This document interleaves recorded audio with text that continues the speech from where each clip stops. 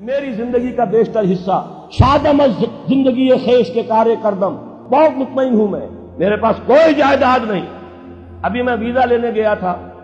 تو وہاں پر جو خاتون تھی ایک کینیڈا کی، انہوں نے پوچھا آپ کی آمد نہیں، میں نے کہا آئی ارن نتھنگ، حیران ہوئی۔ میں نے کہا اور بات سن لو، آئی اون نتھنگ، میری کوئی جائیداد نہیں، میری کوئی آمد نہیں۔ مرکزی انجمن خدام القرآن ہے، اس کے ایک کوارٹر میں رہتا ہوں، میری سہولتیں مجھے وہاں سے حاصل ہیں، 2 وقت کی روٹی یہ میرے بچے ہیں جو کنٹریبیوٹ کر دیتے، اس سے میں کھا رہا ہوں، اس لیے کہ میرا ایک مکان تھا وہ میں نے بیچ کر ان کے لیے چھوٹے چھوٹے 3 کمرے کے 4 کوارٹر بنا دیے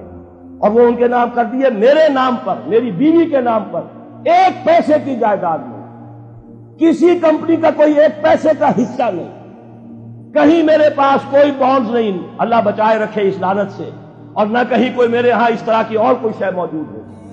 ہاں بینک کا ایک اکاؤنٹ ہے، اس میں شاید 5-6 ہزار روپیہ میرا پڑا ہوا، اللہ اللہ سے۔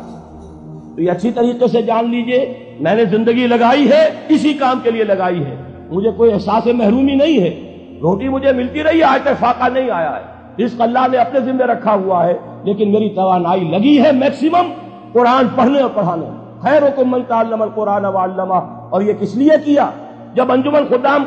القرآن لاہور کی قائم کی تھی، اس کے دیباچے میں لکھ دیا تھا کہ میں صرف انجمن بنانے کا قائل نہیں ہوں، میرے پیش نظر اقامت دین کی فرضیت ہے، میں ایک جماعت قائم کرنا چاہتا ہوں، یہ پہلا قدم ہے مرکزی انجمن خدام القرآن کا، اور یہ 1972 کی بات ہے، آج سے 21 برس قبل کی جو میں آپ کو بتا رہا ہوں۔ بہرحال پہلا کام وہی ہے جو حضور نے کیا، فرق یہ ہے